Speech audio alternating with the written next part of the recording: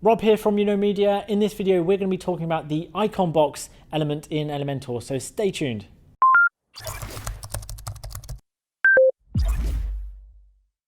At Media, we help companies to grow and thrive using the latest tools, tricks, and marketing techniques. From websites to online marketing, automated sales funnels, social media, and much more. We're always releasing new content on our YouTube channel, so make sure you click the like, subscribe, and notification button to make sure that you don't miss out. Just before we get going, I want to tell you about an exclusive offer we have on at the moment. We're giving away free access to our paid Hub platform to the first 50 people that click the link in the description. We're going to be putting this link in the description of all of our videos, so make sure that you get in there as quick as you can. Within Hub we have created over 100 training videos in 13 courses, including a course on how to build a website using Elementor. You'll also find recorded webinars and a host of other free content, so remember to click the link in the description. Let's get on with the video. Hello, in this video we are going to be talking about the icon box element in Elementor. Before we begin then, I've got a page layout of Elementor full width. I've got one section here with one column in, and I've changed the background color of the section to blue. To get back to our elements then, we just need to click the grid here. Let's type into our search widget then, icon box, and drag the tile into our column. Now in this video, we're going to go through content and style, as a lot of the advanced options have their own videos. Let's go back to content. And the first option we have is the icon itself.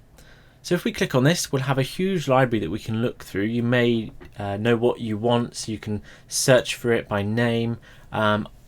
Just to give you an example of how many there are, I'll just keep scrolling through. There's just so many to choose from.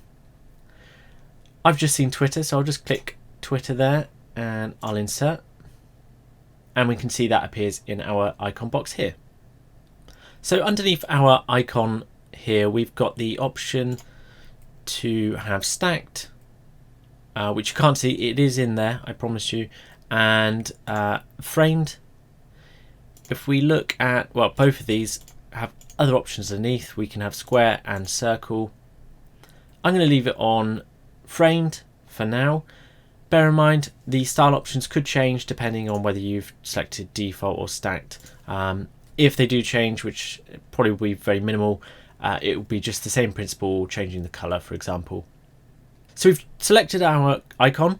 The next thing we want to do is change our heading. So I'm going to go ahead and change our heading here to Twitter icon. After the heading, we've got our text. I'm just going to leave it as this Lauren Ipson at the moment, but you could put anything in here that you like that sort of goes with the icon. You may have a specific reason as to why you've used this icon, for example, and you can state that in this paragraph. So we can make the icon link. What we do is we just copy the URL of the page that we want it to link to. We'd paste it in here. If you're sending them away from your website, click the cog here and select open in new window. This means when they're done on the website you're sending them to, they'll close it down and they'll be back on your website. Then we've got the icon position. So we've got left, center or top, and right. I'm going to leave it on top for now. And then we've got the title HTML tag. So this is the HTML tag of this heading here. And I'm going to leave it on H3. That really is all there is to it when it comes to the icon box, when it comes to the content part of it. So I'm just going to stop for a moment so you can add as many icons as you like, change the headings and the text. And we're going to come back and we are going to style this. So let's style our icon box. So let's go up to style at the top, and we can see here we've got normal and hover options. So normal will be the state at which the icon is in currently, and hover will be how the icon will look when we put our or hover our mouse cursor over the icon. Our first option in normal then is the primary color. As we can see, this is the color of the icon ring and the icon inside the circle. And I'm going to leave that on white because I want the secondary color to be the orange. As you can see here, that is sort of the fill color of the icon. Let's close that.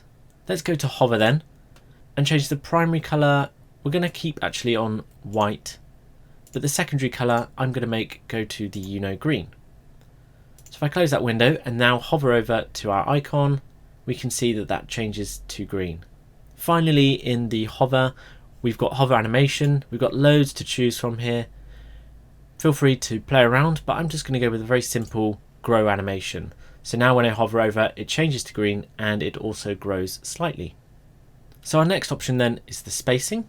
That is the spacing between the icon and the header and also the text. As you can see, this is how it affects it. We've then got the size. So that's the size of the icon itself. I'm just going to leave it around here. After size then we've got the padding, and that's the padding inside the circle between the border of the icon and the icon inside. You can see how this is affected as I increase and decrease on this toggle. I'm actually just going to highlight this number and remove it and leave it on the default. The next option we have is rotate. You can see how this affects our icon. Generally, I just leave this as the default because all icons are already rotated or upright in the way that you would want them to be anyway. So the option's there if you want it. So now we have the border width, and I'm going to put this onto 5 as that's the default kind of border size that we generally do at Then we have the border radius. Now I've already selected this icon to be circle. This means obviously the radius is max, but I can override that by putting in a number. I'm just going to scroll up and show you how this is. So the border radius is how rounded the corners are.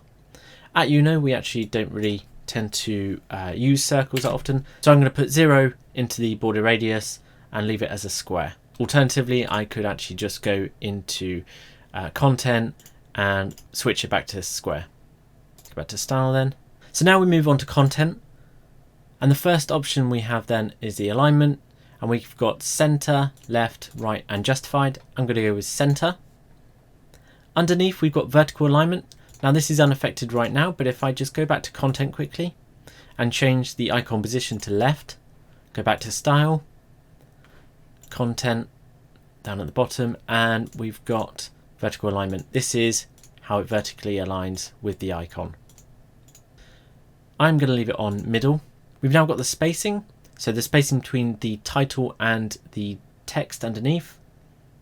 Let's leave it around there. We then have the color. I'm going to leave it on white for now.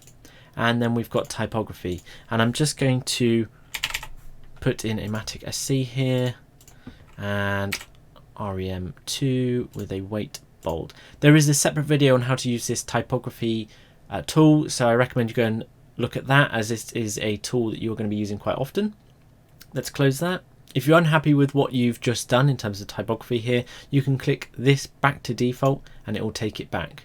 If you want to then return it back to the font you've just given it, you can click the pen and it remembers it. Let's close that window. And finally, we've got the description. So the same settings here. We've got color. Again, there's a separate video on how to use this tool. I'm going to go with white. And then typography, I'm going to change to Josephine Sans. And let's go 1.2 REM. Weight 300. And that will do for this video. So if you're happy with what you've done, all you have to do is go down to the green update button. And we will see you in the next video.